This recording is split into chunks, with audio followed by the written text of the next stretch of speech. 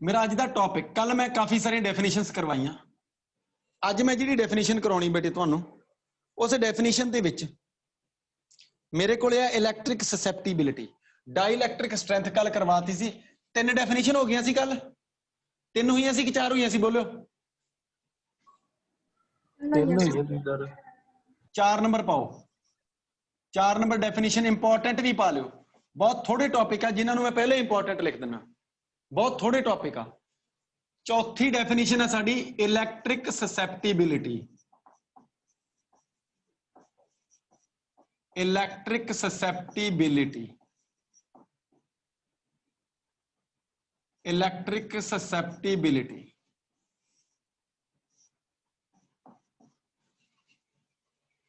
Electric susceptibility, ये मेरा नवा क्वेश्चन है, नवी डेफिनेशन है and it is very important. Susceptibility हुंदी की है, सुनियो ध्यान दे।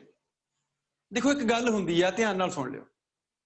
देखो जिदा स्टूडेंट की गल करा, ठीक है, मैं क्लास लगी आ, मैं पढ़ा रहा, तो कुछ स्टूडेंट इदां दे होणगे भी मैं दसी जाना, हाँ जी ठीक है जी, समझ आ गया जी, साडे हाँ जी आ बहुत वधिया गल करती जी, ये भी समझ आ गई। कुछ परौंठे खाण वाले भी हुंदे पिछे, ठीक है, पहली गल तो उन्हां दा ध्यान नहीं हुंदा क्लास दे विच, ठीक है, जे हो जाता ध्यान फिर कहंदे नहीं जी समझ नहीं आई, दोबारा समझाओ, नहीं जी फिर नहीं समझ आई, फिर दोबारा समझाओ, ठीक है। मतलब स्टूडेंट्स की भी अलग अलग कैटेगरी हैगी कि नहीं हैगी। उसी तरीके नाल मटीरियल, डाइलैक्ट्रिक मटीरियल है, उन्हां दी अपनी अपनी कैटेगरी है। देखो मैं कराया तुहानू पोलराइजेशन, पोलराइजेशन का मतलब होंदा एटम्स का स्ट्रैच कर जाना। कदों? जदों बाहरों इलैक्ट्रिक फील्ड लाया, क्यों बई सही है गलत आ, एटम खिंचे गए सी। जे आ एक नॉन पोलर एटम आ, इहदा प्लस ते माइनस एक ही थां ते आ, ते जे मैं इहदे ते इलैक्ट्रिक फील्ड लगाता ई नॉट वैक्टर, ठीक है, तो बेटा ये स्ट्रैच होके अड अड इदां हो जाएंगे, प्लस साइड ते चल जूगा इधर वाले पासे, ठीक है, माइनस इधर वाले पासे, यानी कि नॉन पोलर दा पोलर बन गया। इस चीज नूं बोलते पोलराइजेशन, कल करवाया तुहानूं पोलराइजेशन, है ना। हुण कुछ एटम तां हुंदे सौखे पोलराइज होने वाले, क्लीयर है कि नहीं क्लीयर। कुछ एटम तां हुंदे सौखे पोलराइज, ते कुछ एटम नूं पोलराइजेशन करन नूं साडा जोर बहुत लगदा, ठीक है। मतलब ढीठ एटम जिद्दां कुछ नियाणिਆਂ नूं पढ़ाउण ते जोर बहुत लगदा, उदां ही कुछ एटम इदां दे जिहड़े अपने आप ही पोलराइज हो जाते, थोड़े जिहा जोर ला के, थोड़ा जिहा इलैक्ट्रिक फील्ड है नाल पोलराइजेशन हो गया। कुछ इदां दे होणगे भी थोड़ा जिहा नहीं, जोर लाई चलो पोलराइजेशन ही नहीं हुंदा, स्ट्रैच ही नहीं करते। गल क्लीयर है, पबजी खेडणों ही नहीं हटदे। लै गल समझ आ रही कि नहीं आ रही, ठीक है ना, गल क्लीयर है कि नहीं क्लीयर। तां इदां दे ढीठ एटम हुंदे आ, ओके। तो कुल मिला के कोई भी डाइलैक्ट्रिक मटीरियल दा एटम जिहड़ा कि किन्ना क सौखा पोलराइजेशन कर जाए, मतलब ਉਹਦਾ पोलराइजेशन किन्ना क सौखा हो जाए, जे इस चीज की मेजरमेंट करांगे तो आपां नूं जिहड़ा पैरामीटर मेजर करके दूगा, उस पैरामीटर का नाम है इलैक्ट्रिक ससैप्टिबिलिटी, ठीक है। दोबारा सुनो, इलैक्ट्रिक ससैप्टिबिलिटी वो पैरामीटर आ जिहड़े पैरामीटर दे नाल सानूं ये पता लगदा कि कोई डाइलैक्ट्रिक किन्ना क आसानी दे नाल पोलराइज हो जांदा या किन्ना क मुश्किल दे नाल पोलराइज हुंदा। समझ आ रही गल कि नहीं आ रही। जे आपां इस चीज का पता लाउणा होवे तां आपां की चेक करांगे, आपां चेक करांगे ओहदी ससैप्टिबिलिटी। की चेक करांगे? ससैप्टिबिलिटी। क्लीयर है कि नहीं क्लीयर। जिहदा पता लाउणा होवे भी नियाणा नंबर किन्ने क लैंदा या नियाणा किन्ने क इंटैलीजेंट, ते एक टेस्ट ले लांगे ओहदा, भी लै भी कर टेस्ट। ਉਹ ਟੈਸਟ ਕਰਦੇ ਟਾਈਮ ਹੀ ਪਤਾ ਲੱਗ ਜਾਂਦਾ, ਜਦੋਂ ਕਰਦਾ ਹੁੰਦਾ ਨਾ, ਲਿਖਦਾ ਹੁੰਦਾ ਉਹ ਕਾਪੀ 'ਚ, ਉਦੋਂ ਹੀ ਆਈਡੀਆ ਲੱਗ ਜਾਂਦਾ ਵੀ ਇਹ ਕਿੰਨਾ ਪੜ੍ਹਨ ਵਾਲਾ। ਉਸੇ ਤਰੀਕੇ ਦੇ ਨਾਲ, ਠੀਕ ਹੈ, ਪੈਰਾਮੀਟਰ ਬਣ ਗਿਆ ਨਾ ਇੱਕ ਟੈਸਟ, ਇੱਕ ਪੈਰਾਮੀਟਰ ਆ ਜਿਹੜਾ ਬੱਚੇ ਦੀ ਇੰਟੈਲੀਜੈਂਸ ਹੀ ਦੱਸ ਦੂਗਾ। ਉਸੇ ਤਰੀਕੇ ਦੇ ਨਾਲ ਉਹ ਪੈਰਾਮੀਟਰ ਜਿਹੜਾ ਕਿ ਪੋਲਰਾਈਜੇਸ਼ਨ ਦੱਸਦਾ ਵੀ ਸੌਖਾ ਹੁੰਦਾ ਕਿ ਔਖਾ ਹੁੰਦਾ, ਠੀਕ ਹੈ, ਉਹਨੂੰ ਬੋਲਦੇ ਆ ਅਸੀਂ ਇਲੈਕਟ੍ਰਿਕ ਸਸੈਪਟੇਬਿਲਿਟੀ ਆਫ ਡਾਈਲੈਕਟ੍ਰਿਕ। ਲਿਖ ਦਿਓ ਇਲੈਕਟ੍ਰਿਕ ਸਸੈਪਟੇਬਿਲਿਟੀ, लिखियो electric ससैप्टिबिलिटी is a parameter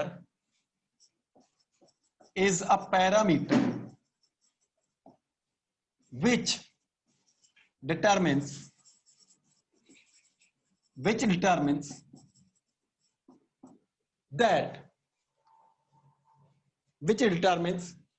how easily a dielectric, which determines how easily a dielectric can be polarised, किसी डाइलैक्ट्रिक नूं किन्ना क सौखा पोलराइज किया जा सकता, ਉਹਦੀ मेजरमेंट करने वाले डिटरमिन करने वाले डिटरमिनेशन करने वाले पैरामीटर नूं मैं उस डाइलैक्ट्रिक दी इलैक्ट्रिक ससैप्टिबिलिटी कहना। पता लग रहा कि नहीं लग रहा? हाँ भाई, किसी को कोई शक है? ठीक है, लिख दो it is a unitless and dimensionless constant, arrow ला के लिख दो इट इज अ, ये भी सवाल आउंदा पेपर च, write down the dimension of electric susceptibility, susceptibility दी डिमेंशन लिखो, न्याणे लिखी जाणगे एम एल टी इदां दा कुछ लिखी जाण, ओ है ही नहीं, यूनिट लेस आ डिमेंशन लेस आ, ध्यान रखियो it is a unitless and dimensionless constant, it is a unitless and dimensionless constant, एक यूनिट लेस ते डिमेंशन लेस कांस्टेंट है, बिना यूनिट दा ते बिना डिमेंशन दा कांस्टेंट है, कोई शक जी बेटा? समझ आ रहा सारे को कि नहीं आ रहा? हाँ जी सर आ रहा। चलो हुण गल ये भी ये फार्मूला डिराइव करना, मैं वैसे तो बनता नहीं कोई फार्मूला सौखा, ਇਹਦਾ फार्मूला बनाना पऊ धक्के नाल, किद्दां बनाना पऊ? एज वी नो एक चीज हुंदी आ कि जिहड़ी पोलराइजेशन डेंसिटी आ, जिहड़ी पोलराइजेशन डेंसिटी आ वो रिड्यूस्ड इलैक्ट्रिक फील्ड दे डायरैक्टली प्रोपोर्शनल हुंदी। मैं माड़ा जिहा दस्सां, देखो भाई आ साडे कोले पॉजिटिव प्लेट सी, आ नैगेटिव सी, ते विचाले असीं डाइलैक्ट्रिक स्लैब दा पोलराइजेशन करता, इधर माइनस आ गया इधर प्लस आ गया, बाहरों इलैक्ट्रिक फील्ड ई नॉट लाया, कल वाली स्टोरी है सारी, अंदर इलैक्ट्रिक फील्ड ई पी बन गया, अंदर इलैक्ट्रिक फील्ड पुठे पासे नूं ई पी बन गया, ते विच रह किन्ना गया? विच रह गया E is equal to E not minus E P, ਵੱਡੇ ਚੋਂ ਛੋਟਾ ਮਾਈਨਸ ਕਰਤਾ, ਅੰਦਰ ਰਹਿ ਗਿਆ ਰਿਡਿਊਸਡ ਵੈਲਿਊ। ਆ ਜਿਹੜੀ ਰਿਡਿਊਸਡ ਵੈਲਿਊ ਆਫ ਇਲੈਕਟ੍ਰਿਕ ਫੀਲਡ ਆ, ਜੇ ਇਹ ਜ਼ਿਆਦੀ ਤਾਂ ਮਤਲਬ ਪੋਲਰਾਈਜੇਸ਼ਨ ਡੈਂਸਿਟੀ ਵੀ ਜ਼ਿਆਦੀ, ਜੇ ਘੱਟ ਤਾਂ ਮਤਲਬ ਪੋਲਰਾਈਜੇਸ਼ਨ ਡੈਂਸਿਟੀ ਵੀ ਘੱਟ। ਠੀਕ ਹੈ, ਤਾਂ ਸਾਡੇ ਕੋਲੇ ਇਹ ਗੱਲ ਮੰਨਦੇ ਆ ਐਜ਼ ਵੀ ਨੋ, ਜਿਹੜੀ ਪੋਲਰਾਈਜੇਸ਼ਨ ਪਹਿਲੀ ਡੈਫੀਨੇਸ਼ਨ ਕੱਲ ਲਿਖਵਾਈ ਸੀ, ਡੈਂਸਿਟੀ ਆ that is directly proportional to reduced electric field, और reduced electric field ਦੇ directly proportional ਆ, ਨੋਟ ਕਰਾਂਗੇ। ਤਾਂ capital P directly proportional to reduced electric field E, proportionality the sign ਜਦੋਂ ਹਟਾਇਆ, proportionality ਦਾ ਸਾਈਨ ਹਟਾਉਂਦੇ ਸਾਰੀ ਕਾਂਸਟੈਂਟ ਇੱਕ ਕੱਲੀ ਇਕੁਏਸ਼ਨ ਆ ਬੇਟਾ, ਜਿਹਦੇ ਚ ਕਾਂਸਟੈਂਟ ਇੱਕ ਨਹੀਂ, ਕਿੰਨੇ ਲੱਗਦੇ ਆ ਪੁੱਤਰ? ਕਿਉਂ ਬਈ? ਕਾਂਸਟੈਂਟ ਇੱਕ ਨਹੀਂ ਲੱਗਦਾ, ਦੋ ਲੱਗਦੇ ਆ। ਕਿੰਨੇ ਕਾਂਸਟੈਂਟ ਲੱਗਦੇ ਬੱਚੇ? ਦੋ। ਇਸ ਗੱਲ ਦਾ ਖਾਸ ਖਿਆਲ ਕਰਨਾ, ਇਹ ਕੱਲਾ ਇਦਾਂ ਦੀ ਚੀਜ਼ ਆ। ਕਿਉਂ ਦੋ ਕਿਉਂ ਲਾਏ ਦੀ? ਕਿਉਂਕਿ ਉਹਦਾ ਯੂਨਿਟ ਲੈਸ ਤੇ ਡਾਇਮੈਂਸ਼ਨ ਲੈਸ ਨਹੀਂ ਲੱਗਦੀ। ਇੱਕ ਤਾਂ ਕਾਈ, ਇਦਾਂ ਦਾ ਕਾਟਾ ਜਿਹਾ ਮਾਰ ਦੋ, ਇਹਨੂੰ ਬੋਲਦੇ ਕਾਈ। ਇੱਕ ਲਾ ਦੋ ਐਪਸਾਈਲਨ ਨੋਟ, ਇਹ ਪੜ੍ਹਿਆ ਹੀ ਹੋਇਆ ਤੁਸੀਂ, ਤੇ ਨਾਲ ਲਿਖ ਦੋ ਈ। ਇੱਥੇ ਜਿਹੜਾ ਕਾਈ ਹੈ ਨਾ, ਆਹ ਵਾਲਾ, ਇਹਨੂੰ ਬੋਲਦੇ ਅਸੀਂ ਇਲੈਕਟ੍ਰਿਕ ਸਸੈਪਟੇਬਿਲਿਟੀ ਆਫ ਡਾਈਲੈਕਟ੍ਰਿਕ। ਐਪਸਾਈਲਨ ਨੋਟ ਲਾਉਣਾ ਪੈ ਗਿਆ, ਕਿਉਂਕਿ ਜੇ ਨਹੀਂ ਲਾਉਂਦਾ ਐਪਸਾਈਲਨ ਨੋਟ ਤਾਂ ਫਿਰ ਕਾਈ ਨਾ ਤਾਂ ਯੂਨਿਟ ਲੈਸ ਹੁੰਦਾ ਤੇ ਨਾ ਹੀ ਡਾਇਮੈਂਸ਼ਨ ਲੈਸ ਹੁੰਦਾ। ਜਦੋਂ ਮੈਂ ਇੱਥੇ ਐਪਸਾਈਲਨ ਨੋਟ ਲਾਤਾ, ਤੈਨੂੰ ਚੱਕ ਕੇ ਇਧਰ ਡਿਵਾਈਡ ਕੀਤਾ, ਤਾਂ ਫਿਰ ਕਾਈ ਯੂਨਿਟ ਲੈਸ ਵੀ ਹੋ ਗਿਆ ਔਰ ਕਾਈ ਡਾਇਮੈਂਸ਼ਨ ਲੈਸ ਵੀ ਹੋ ਗਿਆ। ਗੱਲ ਸਮਝ ਆ ਰਹੀ? ਤਾਂ ਕਰਕੇ ਇਸ ਚ ਮਜਬੂਰੀ ਦੇ ਵਿੱਚ ਸਾਨੂੰ ਦੋ ਕਾਂਸਟੈਂਟ ਯੂਜ਼ ਕਰਨੇ ਪੈ ਗਏ। ਓਕੇ, ਗੱਲ ਨੋਟ ਕਰ ਲਿਓ। ਲਿਖ ਲਿਆ ਸਾਰਿਆਂ ਨੇ? लिख दो here chi is constant of proportionality called as, here chi is a constant called as electric susceptibility, is called as electric susceptibility of dielectric। ये बेटा डाइलैक्ट्रिक दी इलेक्ट्रिक ससेप्टिबिलिटी है, electric susceptibility of dielectric, it is electric susceptibility of dielectric. पता लग रहा कि नहीं लग रहा?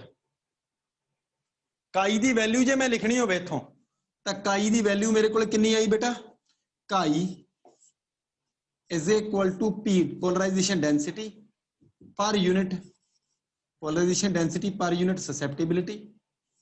सॉरी पर यूनिट पर ਇਹਨੂੰ ਬੋਲਦੇ permittivity, per unit absolute permittivity, per unit reduced electric field. ये मेरे को काई दी डेफिनेशन तो इत्थे लिखना चाहो तुसी दी डेफिनेशन लिखो।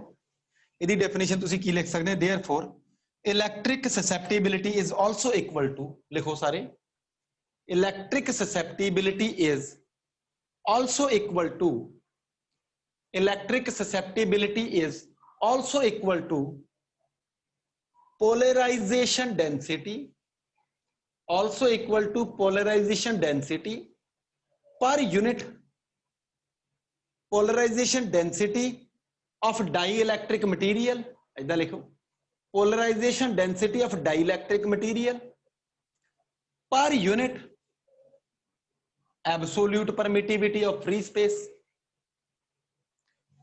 Per unit absolute permittivity of free space. Note कर लिया? फिर लिखो per unit reduced electric field, 2 बार पर यूनिट लिखना, ठीक है? दोबारा सुनो, electric susceptibility of dielectric material is equal to polarisation density of dielectric material per unit absolute permittivity of free space per unit reduced electric field।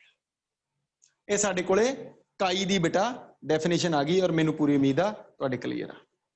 Continue ਕਰਾਂ ਪੁੱਤਰ? ਹਾਂ ਬਈ, ਇਸ ਤੋਂ ਬਾਅਦ ਸਾਡੇ ਕੋਲ ਇੱਕ ਛੋਟਾ ਜਿਹਾ ਰਿਲੇਸ਼ਨ ਜਿਹੜਾ ਕਿ ਬਹੁਤ ਕੰਮ ਆਉਂਦਾ, ਉਹ ਰਿਲੇਸ਼ਨ ਕਰਾਂਗੇ ਅਸੀਂ।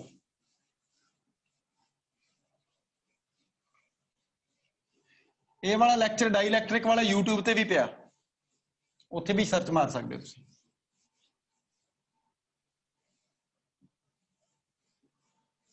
ਸਾਰੇ ਲੈਕਚਰ YouTube ਤੇ ਹੈ ਨਹੀਂ ਗੇ, ਆ ਜਾਓ। ਰਿਲੇਸ਼ਨ ਬਿਟਵੀਨ K ਐਂਡ ਕਾਈ, ਨਵਾਂ ਸਵਾਲ, ਛੋਟਾ ਜਿਹਾ ਰਿਲੇਸ਼ਨ ਹੈ। कैपिटल K ਹੁੰਦਾ ਡਾਈਲੈਕਟ੍ਰਿਕ ਕਾਂਸਟੈਂਟ, ਕੱਲ ਹੀ ਕਰਵਾਇਆ ਹੈ ਜੀ, ਔਰ ਕਾਈ ਹੁੰਦਾ ਸਸੈਪਟੀਬਿਲਿਟੀ। K ਤੇ ਕਾਈ ਦਾ ਰਿਲੇਸ਼ਨ ਕਰਨਾ ਆਪਾਂ ਨੇ, ਇੱਕ ਛੋਟਾ ਜਿਹਾ ਰਿਲੇਸ਼ਨ ਆ, ਸੌਖਾ ਜਿਹਾ, ਮੁਸ਼ਕਲ ਨਹੀਂ ਗਾ ਕਰਾਂਗੇ, ਠੀਕ ਹੈ? ਛੋਟਾ ਜਿਹਾ ਰਿਲੇਸ਼ਨ ਆ, ਬੜਾ ਹੀ ਆਸਾਨ ਆ। ਐਜ਼ ਵੀ ਨੋ, ਇੱਥੋਂ ਹੀ ਸ਼ੁਰੂ ਕਰੀਦਾ ਹੁੰਦਾ ਆਪਾਂ, ਹਨਾ? As we know the reduced electric field, ਸਾਨੂੰ ਪਤਾ ਜਿਹੜਾ ਰਿਡਿਊਸਡ ਇਲੈਕਟ੍ਰਿਕ ਫੀਲਡ ਆ ਉਹ ਕਿੰਨਾ ਹੈ। As we know the reduced electric field E is equal to E naught minus EP. As we know the reduced electric field is कितना? E is equal to E naught minus EP. Okay? कोई शक? ਤੁਹਾਨੂੰ ਕੱਲ ਇੱਕ ਚੀਜ਼ ਕਰਵਾਈ ਸੀ, capital K, formula बोलो बे। 2 फार्मूले पॉसिबल है, मैनू तो याद भुल जाते, ਤੁਹਾਨੂੰ पता है मैं तो याद ही नहीं रखता। मैनू इन्ना कि याद है भी या तो हैगा E upon E naught ते या हैगा E naught upon E। हुण मैनू नहीं पता इन्हां चों किहड़ा, मैं तो भुल गया। दस्यो माड़ा जिहा। E naught upon E। देखो गलती तुहाडी मननी, मैं नहीं मानता गलती गुलती जी, मैं सीधी जी गल दसां तुहानूं। सर E naught upon हुंदी है? E naught upon E sir. बस ठीक है, फिर E naught upon E कर लेने, आ जाओ। अच्छा, एक और फार्मूला पढ़ाया मैं तुहानूं कल, वो फार्मूला की पढ़ाया वो साइड ते लिखा मैं। E is equal to EP किहदे equal sigma? EP electric field due to polarization, this is equal to sigma P upon epsilon naught लिखदा। इलैक्ट्रिक फील्ड कितना हुंदा दो प्लेटां दे विचकार? दो प्लेट, एक पॉजिटिव एक नेगेटिव, दे विचकार इलैक्ट्रिक फील्ड कितना हुंदा? सिग्मा अपॉन एप्सिलॉन नॉट हुंदा कि नहीं हुंदा? हाँ, देखो मेरी गल सुनो, आ मेरे को डाइलैक्ट्रिक स्लैब आ, चलो प्लेटां नूं छड्ड दो, इधर minus Q I charge induce होया ड्यू टू पोलराइजेशन, इधर plus Q I charge induce होया ड्यू टू पोलराइजेशन, तो अंदर ई पी पुठे पासे नूं प्रोड्यूस होया कि नहीं होया? हुण जिवें ई पी लिखना होवे तो है तो दो प्लेटां ही आ, एक इधर नूं ते एक इधर नूं, विचाले मीडियम भरिया होया, तो डाइलैक्ट्रिक जिहड़ा हैगा मटीरियल इहदे विचकार, इत्थे जे मैं इहदी वैल्यू लिखनी होवे ते आऊगी sigma upon epsilon not. Sigma की जगह ते मैं सिग्मा पी लिखिया, यानी कि सिग्मा पी हुंदा दस्सिया भी सी तुहानूं, this is Q P, charge जिहड़ा हैगा induce charge Q I, charge upon surface area sigma हुंदा चार्ज अपॉन सरफेस एरिया तो सरफेस एरिया तो है ही आ क्यू की थां ते क्यू आई यूज कर लो सिग्मा पी बन जूगा कल मैं करवाया सी तुहानूं तो बेटा मैं ईपी की वैल्यू सिग्मा पी इत्थे साइड ते नोट कर लियो EP is equal to sigma P upon epsilon not ये मैं यूज करूंगा sigma P upon epsilon not ते सिग्मा पी की वैल्यू कितनी हुंदी आ हाँ भाई सिग्मा पी कैपिटल पी के बराबर नहीं हुंदा कल ही करवाया sigma P upon epsilon not sigma P नु लिखता कैपिटल पी पोलराइजेशन डेंसिटी कल करवाया सी साइड पे लिख दो since sigma P is equal to capital P ये मैं करवाता तुहानू कल ये रिलेशन यूज ज्यादा हुंदे आ ठीक है इहदे नाल ही तुरे जाने सारे अच्छा कैपिटल पी की वैल्यू हुणे करवाई आ पी इज इक्वल टू काई एप्सिलॉन नॉट ई करवाई कि नहीं करवाई काई एप्सिलॉन नॉट ई इत्थे रखो E is equal to E not minus chi epsilon not E upon epsilon not आ cancel E is equal to E not minus chi E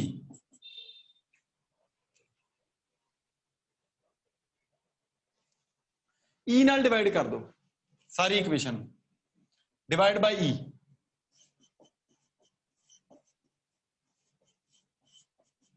E नाल सारी इक्वेशन को डिवाइड कर दो 1 is equal to E not upon E minus काई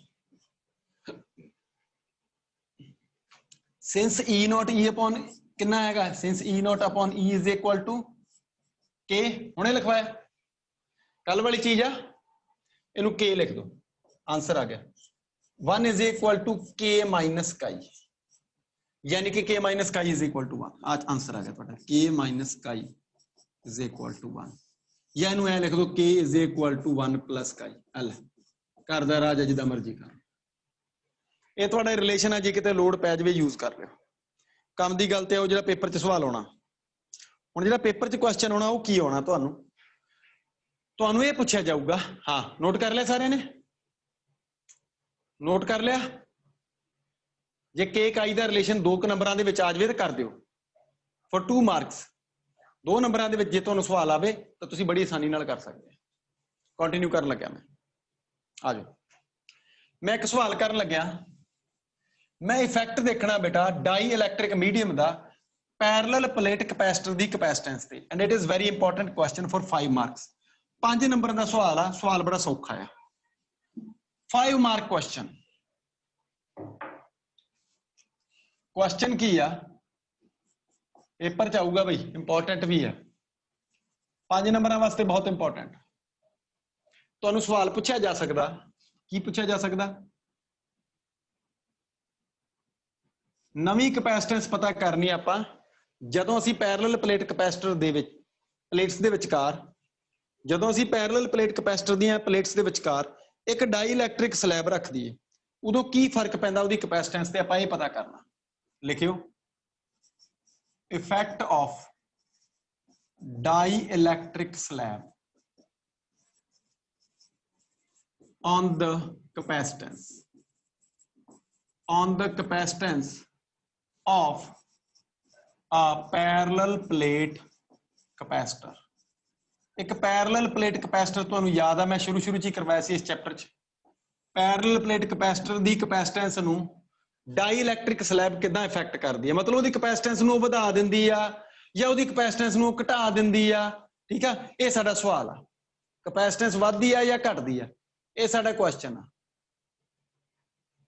ठीक है आ जाओ तो पैरेलल प्लेट कैपेसिटर दी कैपेसिटेंस दे वास्ते मैं एक डायग्राम ड्रॉ किया तुसीं भी डायग्राम ड्रॉ करना असीं एक पैरेलल प्लेट कैपेसिटर लिया और ओदी area of each plate A separation plates दे विचकार दा डी ते कैपेसिटेंस असीं पिछले टॉपिक तो सीधी चक ली epsilon not A over D ठीक है लिखियो लेट अस कंसीडर इंपॉर्टेंट है 5 मार्क्स वास्ते let us consider a parallel plate capacitor, a parallel plate capacitor of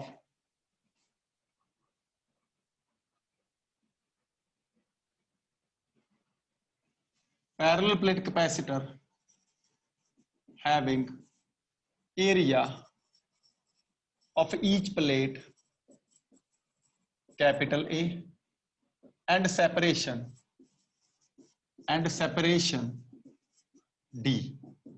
D separation ਆ ਹਰੇਕ ਪਲੇਟ ਦਾ ਏਰੀਆ A ਆ।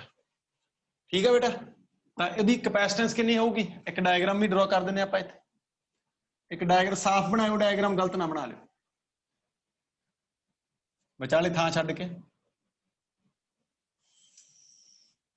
ਆ ਪੈਰਲਲ ਪਲੇਟ ਬਣਾਤੀ ਆ ਮੈਂ। ਇਹਨਾਂ ਪੈਰਲਲ ਪਲੇਟਸ ਜਿਹੜੀਆਂ ਆ ਪਲੇਟ ਪੋਜ਼ਿਟਿਵ ਆ, ਆ ਪਲੇਟ ਸਾਡੀ ਨੈਗੇਟਿਵ ਆ। इतने प्लस क्यू चार्ज इंड्यूस करवाया, प्लस क्यू चार्ज स्टोर करवाया, इधर माइनस क्यू चार्ज अपने आप आया। अर्थिंग करने की लोड़ नहीं, अंडरस्टूड आ भी ये अर्थ आ प्लेट। ਇਹਦਾ ਸੈਪਰੇਸ਼ਨ ਜਿਹੜਾ ਹੈਗਾ ਉਹ D ਆ। ਇਹਦੀ ਕਪੈਸਿਟੈਂਸ ਕਿੰਨੀ ਹੋਊਗੀ ਬੇਟਾ ਬੋਲੋ? ਕਪੈਸਿਟੈਂਸ ਐਪਸਾਈਲਨ ਨੋਟ A over D ਹੋਊ ਕਿ ਨਹੀਂ ਹੋਊ, ਹੈ ਨਾ? ਨਾਓ इट्स कैपेसिटेंस, ਇਹਦੀ ਜਿਹੜੀ ਕਪੈਸਿਟੈਂਸ ਆ ਉਹ ਕਿੰਨੀ ਆ? C नॉट ਲਿਖਤੀ ਮੈਂ, C ਦੇ ਪੈਰ 'ਚ ਨੋਟ ਲਾਤਾ ਜਾਣਬੁੱਝ ਕੇ। C naught is equal to epsilon naught A over D। मैं पुराना फार्मूला सीधा चक लिया, इक्वेशन नंबर 1 बना ली। लो जी, मेरे दिमाग 'ਚ ਹੁਣ ਗੱਲ ਕੀ ਚੱਲ ਰਹੀ ਉਹ ਦੱਸਦਾ। ਮੈਂ ਇਹਨਾਂ ਦੋਨਾਂ ਪਲੇਟਸ ਦੇ ਵਿਚਕਾਰ ਇੱਥੇ ਇੱਕ ਡਾਈਇਲੈਕਟ੍ਰਿਕ ਸਲੈਬ ਰੱਖਣੀ ਹੈ, ਜਿਹੜਾ ਕੱਲ ਡਾਈਇਲੈਕਟ੍ਰਿਕ ਕਰਵਾਇਆ ਉਹ ਸਲੈਬ ਰੱਖਣੀ। तो स्ट्रेच करूगी कि नहीं करूगी दसो? वो स्ट्रेच कर जूगी ना, वो कर जूगी। स्ट्रेच के विचकार इलैक्ट्रिक फील्ड चेंज हो जाऊगा, क्योंकि ਉਹਦੇ ਅੰਦਰ ਤੇ इलैक्ट्रिक फील्ड रिड्यूस्ड ਹੁੰਦਾ, ਘਟਿਆ ਹੋਇਆ ਹੁੰਦਾ।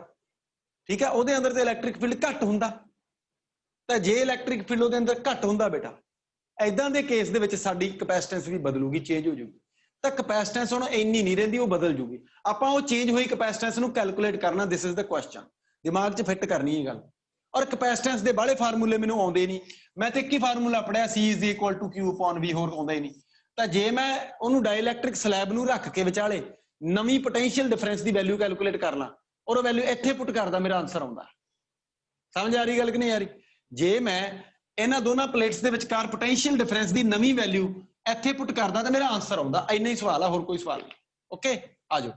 ਤਾਂ ਆਹ ਫਾਰਮੂਲਾ ਇੱਕ ਵਾਰ ਨਾ ਲਿਖਿਓ ਤੁਸੀਂ, ਮੈਂ ਤਾਂ ਇੱਥੇ ਤੁਹਾਨੂੰ ਦਿਖਾਉਣ ਵਾਸਤੇ ਲਿਖਿਆ। ਲਿਖੋ ਨਾਓ a dielectric slab of thickness T is placed, या introduced लिख दो, between the plates ਦੇ ਵਿਚਕਾਰ T thickness ਦੀ ਇੱਕ dielectric slab ਰੱਖਤੀ। ਠੀਕ ਹੈ, the slab, ਉਹ ਜਿਹੜੀ ਸਲੈਬ ਹੋਊਗੀ ਉਹਦਾ ਕੀ ਹੋ ਜਾਊਗਾ ਬੇਟਾ? the slab get polarized, slab the polarisation ਹੋ ਜਾਊਗਾ। ਪੋਲਰਾਈਜੇਸ਼ਨ ਹੋ ਕੇ ਉਹਦੇ ਅੰਦਰ ਇਲੈਕਟ੍ਰਿਕ ਫੀਲਡ ਦੀ ਵੈਲਿਊ ਘਟ ਜੂਗੀ। ਮੈਂ ਡਾਇਗਰਾਮ ਵੀ ਡਰਾ ਕਰਦਾ ਇੱਥੇ।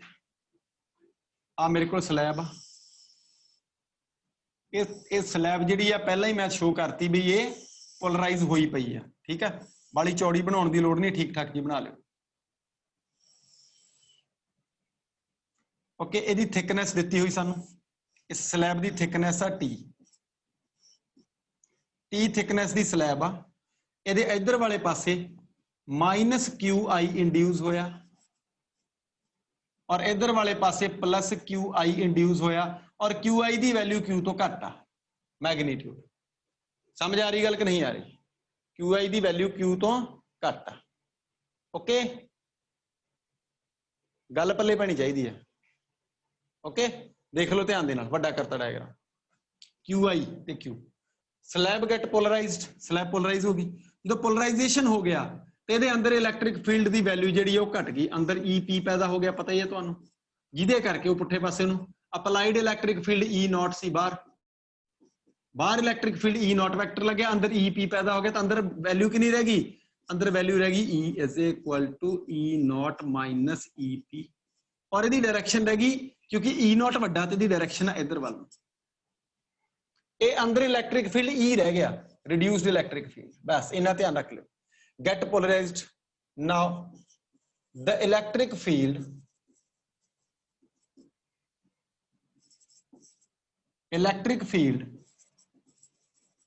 in the slab reduces electric field घट गया स्लैब के अंदर एंड इट्स वैल्यू वही पुरानी कहानी जी है मैं दोबारा लिखती ओदी वैल्यू है E is equal to E naught minus EP ये डाइलैक्ट्रिक स्लैब दे विच इलैक्ट्रिक फील्ड ये इलैक्ट्रिक फील्ड दे अंदर ये इलैक्ट्रिक फील्ड दे अंदर बाहर वाला इलैक्ट्रिक फील्ड साडा हैगा EP इत्थे भी E नॉट इत्थे भी E नॉट अंदर E आ अंदर इलैक्ट्रिक फील्ड घट गया क्लीयर है कि नहीं क्लीयर कोई शक किसी नूं मेरे दिमाग च सवाल की चल रहा भी नवा पोटेंशियल डिफरेंस पता करा न्यू पोटेंशियल डिफरेंस पता करा जिहड़ा पोटेंशियल डिफरेंस की काम करे एक नवा पोटेंशियल डिफरेंस पता करा इस रखे ते बाद ठीक है इन्हां प्लेट्स दे विचकार नवा पोटेंशियल डिफरेंस और पोटेंशियल डिफरेंस इत्थे पुट करदा आंसर आ जाऊ मेरा हुण पोटेंशियल डिफरेंस दे फारे फार्मूले किन्ने का देखो एक तो फार्मूला मेन आ 1/4 pi epsilon naught q by r वो फार्मूला तो पॉइंट चार्ज वास्ते है मैनू एक स्लैब चाहिए है एक प्लेट का इलैक्ट्रिक फील्ड तो मैं फार्मूला किदा करांगे देखो पोटेंशियल डिफरेंस करना E is equal to dV by dr कराया कि नहीं करवाया दस्यो करवाया है ना पोटेंशियल डिफरेंस dV की थां ते लिख लेने V सैपरेशन dr की थां ते कितना आ T आ चको पोटेंशियल आ जाऊगा E into D electric field into distance ये लिखे आ तुसीं नहीं नोट करना तुसीं साइड ते रफ काम आए पोटेंशियल का formula electric field into separation distance capacitance दे विच वैल्यू पुट करांगे V दी इत्थे तो तेरा आंसर आ जाऊगा बेटा समझ आ रही गल कि नहीं आ रही हुण सवाल की आ कि मैं V फाइंड किवें करां क्योंकि इलैक्ट्रिक फील्ड अंदर कोई होर ते बाहर कोई होर तां टेंशन नहीं लेनी स्केलर क्वांटिटी है पोटेंशियल एक स्केलर क्वांटिटी है दो पोटेंशियल आ जाऊगे जोड़ कर दिओ बस आही साडा सवाल है होर कुछ नहीं ठीक है चल नोट करियो लिखियो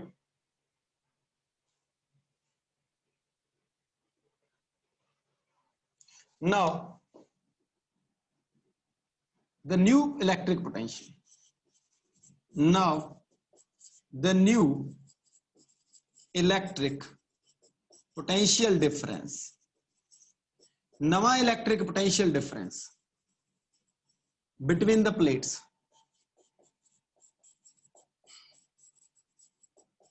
of capacitor दियां प्लेटां दे विचकार नवा potential difference करना तां नवे potential difference दा फार्मूला लिखना मैं बड़ा इंपॉर्टेंट आ जिहड़ा हुण स्टैप लिखण लग्या बहुत इंपॉर्टेंट आ जे तुसीं ये स्टैप ध्यान रख गए तो समझ लो तुहानूं कोई दिक्कत नहीं आउंदी ते जे ये स्टैप भुल गया तुहानूं तां दिक्कत ही दिक्कत आ बेटा जे स्टैप भुल गया तां तुहानूं दिक्कत ही दिक्कत आ जाओ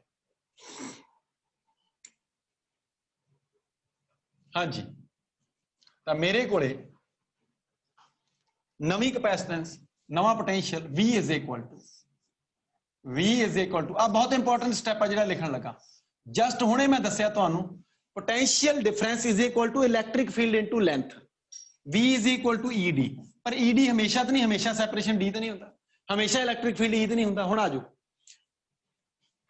बाहर इलैक्ट्रिक फील्ड है E नॉट अंदर इलैक्ट्रिक फील्ड है E अंदर तो इलैक्ट्रिक फील्ड है E बाहर इलैक्ट्रिक फील्ड है E नॉट तो जदों तो इलैक्ट्रिक फील्ड E नॉट आ ਉਹ ਵਾਲੀ डिस्टेंस कितनी आ वो चेक करा मैं तो इलैक्ट्रिक फील्ड E नॉट और डिस्टेंस कितनी आ D दे विचों T तक करती माइनस आ साइडां वाली रह गई D माइनस T करता तो साइडां वाली डिस्टेंस रह गई इत्थे इलैक्ट्रिक फील्ड E नॉट है तो पोटेंशियल भी जिहड़ा हैगा पोटेंशियल डिफरेंस वो होगा E not into D minus T E not into D minus T सब तो इंपॉर्टेंट स्टैप आ जे तुसीं एक स्टैप याद रख लिया तुहाडी डेरिवेशन ही याद रह जू फिर पोटेंशियल दूसरा ਉਹ ਕਿਹਦਾ ਉਹ ਇਹਦੇ ਸਲੈਬ ਦੇ ਅੰਦਰ ਵਾਲਾ ਮੈਂ ਫਾਰਮੂਲਾ ਲਾ ਰਿਹਾ ਇਲੈਕਟ੍ਰਿਕ ਫੀਲਡ ਇਨਟੂ ਡਿਸਟੈਂਸ ਦਾ ਇਲੈਕਟ੍ਰਿਕ ਫੀਲਡ ਜਿੱਦਾਂ ਦਾ ਉਦਾਂ ਦੀ ਡਿਸਟੈਂਸ ਫਿਰ ਇਲੈਕਟ੍ਰਿਕ ਫੀਲਡ E ਔਰ E ਦੀ ਡਿਸਟੈਂਸ ਹੈਗੀ ਹੈ T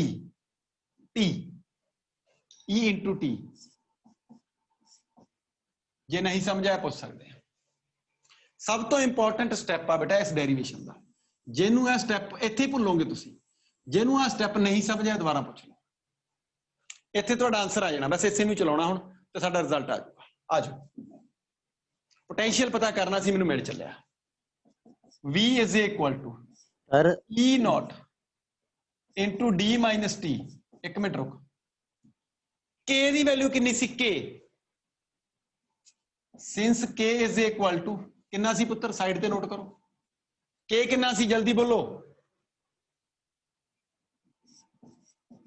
ਬੋਲ ਦੋ ਕੋਈ ਤਾਂ।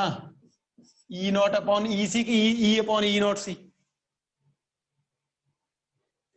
K is equal to E naught upon E। ਹਾਂਜੀ ਸਰ, ਹਾਂ E naught upon E। ਤਾਂ ਜੇ ਮੈਂ ਇਥੋਂ E ਦੀ ਵੈਲਿਊ ਕੈਲਕੂਲੇਟ ਕਰਾਂ ਤਾਂ ਕਿੰਨੀ ਆਈ?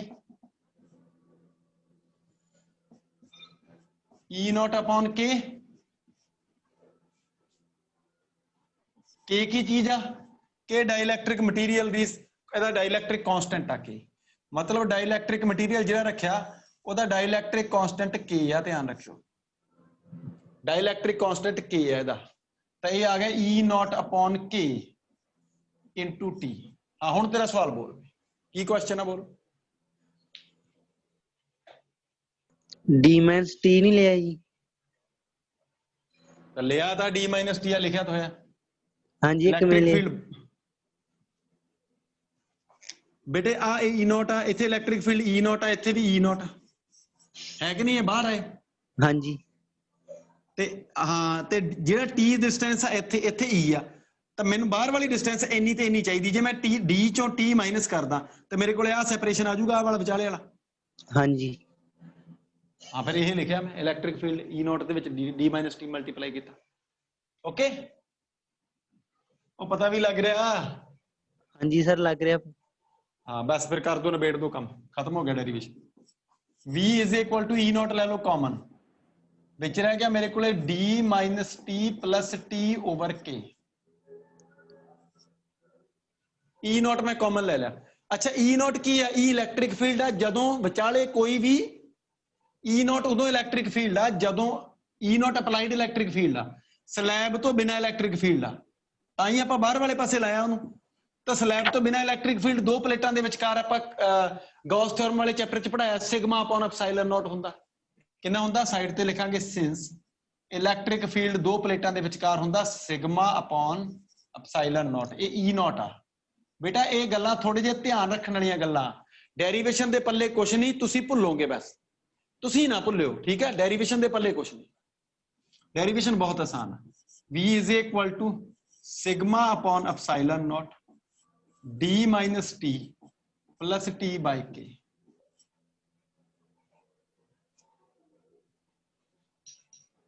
ਆ ਜਾਓ, since sigma is equal to ਕਿੰਨਾ ਹੁੰਦਾ? ਚਾਰਜ ਅਪੋਨ ਏਰੀਆ ਹੁੰਦਾ ਕਿ ਨਹੀਂ ਹੁੰਦਾ? ਪੜਿਆ ਕਿਤੇ? ਬਹੁਤ ਵਾਰ ਪੜਾਇਆ ਹੁਣ ਤਾਂ। Sigma is equal to charge upon area, Q upon area A, epsilon naught A, D minus T plus T over K। ਆ ਤੁਹਾਡਾ ਰਿਜ਼ਲਟ ਆ ਗਿਆ, ਇਹ ਪੋਟੈਂਸ਼ੀਅਲ ਆ ਗਿਆ। ਇੱਕ ਕਪੈਸਿਟੈਂਸ ਵਾਲੇ ਫਾਰਮੂਲੇ 'ਚ ਪੁੱਟ ਕਰ ਦਿਓ, ਆਨਸਰ ਆ ਜਾਊਗਾ। ਇਕੁਏਸ਼ਨ ਨੰਬਰ 2 ਆਏ। ਜਿਹਨੂੰ ਹਜੇ ਤੱਕ ਨਹੀਂ ਸਮਝ ਆਇਆ ਪੁੱਛ ਲਓ।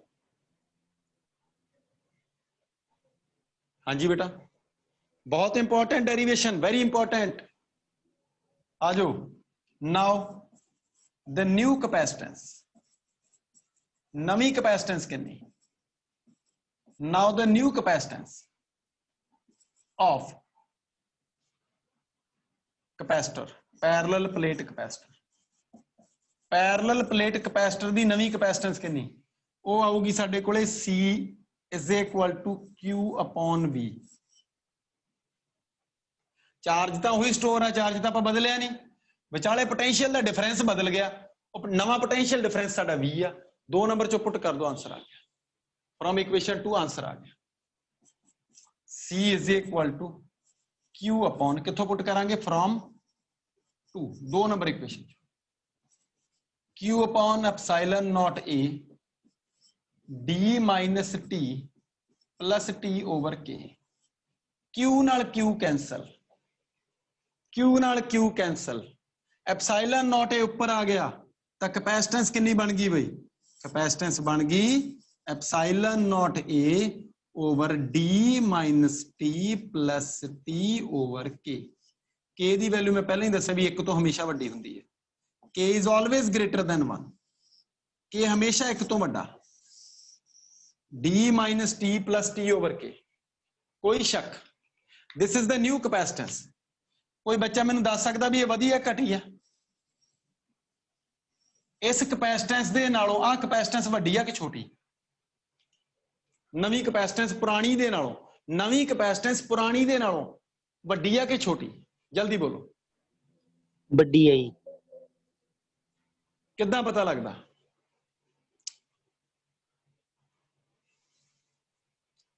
ਜਲਦੀ ਦੱਸ। ਡੀ ਮਾਈਨਸ ਹੋ ਜੂ ਜੀ ਇੱਥੇ। ਨੀਚੇ ਵਾਲੀ ਟਰਮ, ਹਾਂ ਨੀਚੇ ਵਾਲੀ ਟਰਮ ਛੋਟੀ ਹੋਈ ਆ ਕਿ ਵੱਡੀ ਹੋਈ ਆ ਇਹਦੇ ਨਾਲੋਂ?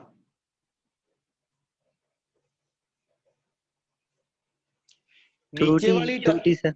हाँ नीचे वाली टर्म छोटी होगी, ਇਹ ਚੋਂ सबट्रैक्शन हो गया, एडिशन भी होया, पर एडिशन छोटा सबट्रैक्शन ਵੱਡਾ।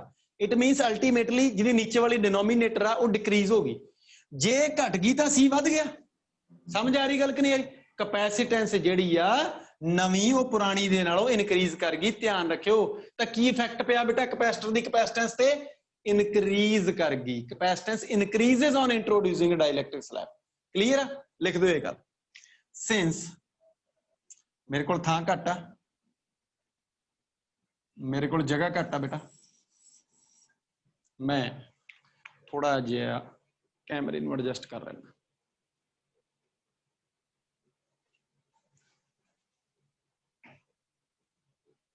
हाँ भाई थां बन गया, स्पेस हो गया।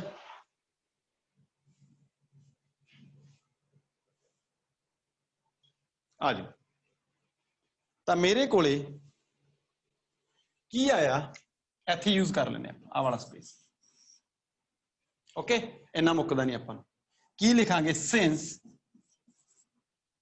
d minus t plus t over k is less than d, ਕਿਉਂਕਿ ਇਹ ਵੈਲਿਊ d ਤੋਂ ਛੋਟੀ ਆ। ਇੱਥੇ ਲਿਖਿਆ ਇਸ ਤੋਂ ਬਾਅਦ ਇਹਨੂੰ ਇਕੁਏਸ਼ਨ ਨੰਬਰ ਵੀ ਪਾਇਓ, ਕੋਈ 3 ਨੰਬਰ ਇਕੁਏਸ਼ਨ ਲਿਖ ਦਿਓ।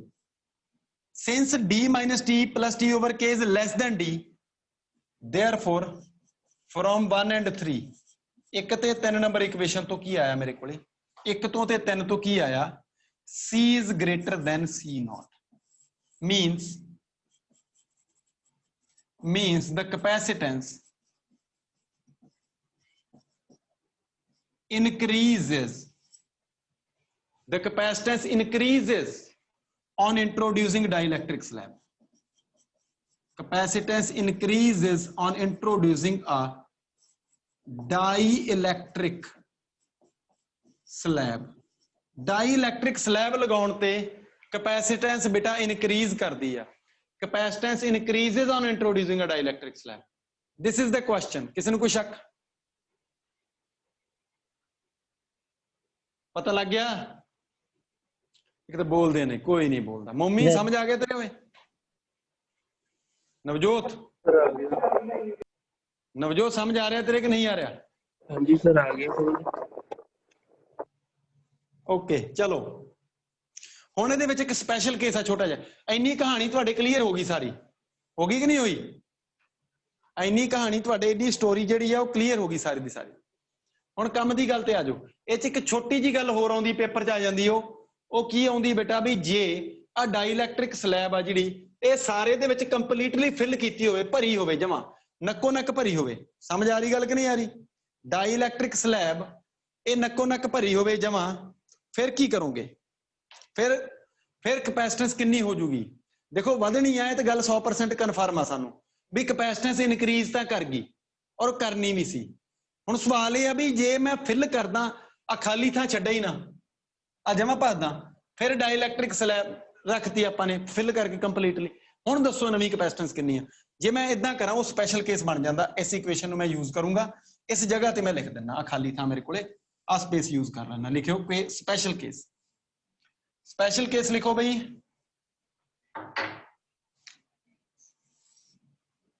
स्पेशल केस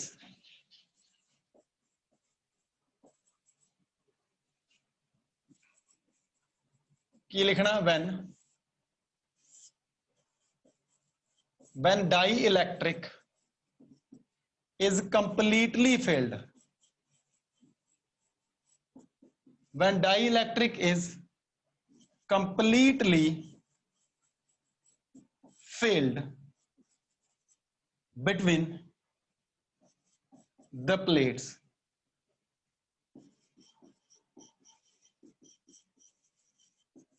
ਜਦੋਂ ਪਲੇਟਸ ਦੇ ਵਿਚਕਾਰ ਮੈਂ ਡਾਈਲੈਕਟ੍ਰਿਕ ਨੂੰ ਕੰਪਲੀਟਲੀ ਫਿਲ ਕਰਦਾ, ਭਰਦਾ, ਇਹਨੂੰ ਜਮਾ ਫਿਲ ਕਰਦਾ, ਤਾਂ ਮੈਨੂੰ ਦੱਸੋ ਵੀ T ਤੇ D ਬਰਾਬਰ ਹੋ ਜਾਣਗੇ ਕਿ ਨਹੀਂ ਹੋਣਗੇ?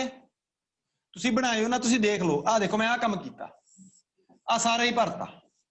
ਹੁਣ ਜੇ ਮੈਂ, ਤੁਸੀਂ ਨਾ ਬਣਾਇਓ, ਤੁਸੀਂ ਦੇਖਣਾ ਸਿਰਫ, ਜੇ ਸਾਰਾ ਭਰਤਾ ਤੇ T ਬਰਾਬਰ D ਹੋ ਗਏ ਕਿ ਨਹੀਂ ਹੋਏ? ਨਾਓ T is equal to D, ਜਿਹੜੀ T ਆ ਉਹ D ਦੇ ਬਰਾਬਰ ਹੋ ਗਈ, थिकनेस स्लैब दी और सैपरेशन बराबर हो गया। तो फ्रॉम इक्वेशन 3 ਤੁਹਾਡਾ आंसर की आ गया? फ्रॉम 3 3 नंबर इक्वेशन तो C is equal to epsilon naught A over D minus D plus D over K। D दे नाल D कैंसल, आ वाला D कैंसल हो गया, K ऊपर चला गया, नवा फार्मूला बनया K times epsilon naught A over D। K मैं अलग कर लिया, epsilon naught A over D अलग कर लिया, तो इक्वेशन नंबर 1 च वैल्यू है C नॉट। तो C is equal to K times C naught. पुरानी कैपेसिटेंस दा K टाइम नवी कैपेसिटेंस हो जाती है। डाइलैक्ट्रिक स्लैब दा तुहानू डाइलैक्ट्रिक कांस्टेंट पता होवे, उन्होंने पुरानी कैपेसिटेंस नाल सीधा गुणा कर दो, तुहानू नवी कैपेसिटेंस मिल जूगी, सिंपल मल्टीप्लाई आ। ठीक है, this is the new capacitance. New capacitance is equal to K times the old capacitance. ये साडा फार्मूला, ये फार्मूला तुहानू याद आ जाऊगा जिद्दन मैं आ वाला फार्मूला डिराइव कराया तुहानू। ये केस मैं उदन भी करवाया सी, ये दूजी बार केस रिपीट होया। समझ आ रही गल? जे ना समझ आया हिसाब ला लियो, ढंग नाल कर लियो इहनू। ठीक है, ये समझ होना चाहिए तुहाडे, ये पेपर च आ जांदा। ओके, तो मैनू पूरी उम्मीद है बेटा कि अज वाले लैक्चर च काफ़ी इंपॉर्टेंट गल्लां होईयां और तुहानू अच्छियां भी लगियां, समझ भी आईयां। ਤੇ ਨੈਕਸਟ ਲੈਕਚਰ ਜਿਹੜਾ ਉਹਦੇ ਵਿੱਚ ਆਪਾਂ ਕੋਸ਼ਿਸ਼ ਕਰਾਂਗੇ ਚੈਪਟਰ ਨੂੰ ਬਾਈਂਡ ਅਪ ਕਰਨ ਦੀ, ਖਤਮ ਕਰਨ ਦੀ। ਇਹਦੇ ਵਿੱਚ ਨਿੱਕਾ ਨਿੱਕਾ ਸਮਾਨ ਕੰਡਕਟਿੰਗ ਸਲੈਬ ਆਪਾਂ ਵਿੱਚ ਕਰ ਰੱਖ ਕੇ, ਇੱਕ ਹੋਰ ਕੇਸ ਇਹਦੇ ਨਾਲ ਦਾ ਹੀ ਸੇਮ ਆ, ਉਹ ਚ ਕੰਡਕਟਰ ਰੱਖਾਂਗੇ ਵਿਚਾਲੇ, ਉਹਦੇ ਨਾਲ ਇਫੈਕਟ ਦੇਖਾਂਗੇ ਕੈਪੈਸਿਟੈਂਸ ਵਧੀ ਕੇ ਘਟੀ। ਔਰ ਇਸ ਤੋਂ ਬਾਅਦ ਸਾਡੇ ਕੋਲੇ ਜਿਹੜਾ ਹੈਗਾ ਵੈਨ ਡੀ ਗ੍ਰਾਫ ਜਨਰੇਟਰ ਦਾ ਪ੍ਰਿੰਸੀਪਲ ਆ, ਉਹਦੇ ਬਾਰੇ ਗੱਲਬਾਤ ਕਰਕੇ ਆਪਾਂ ਫਿਨਿਸ਼ ਕਰਦੇ। ਠੀਕ ਆ ਬੇਟਾ, ਤਾਂ ਅੱਜ ਇੰਨਾ ਬਹੁਤ ਆ। Thank you.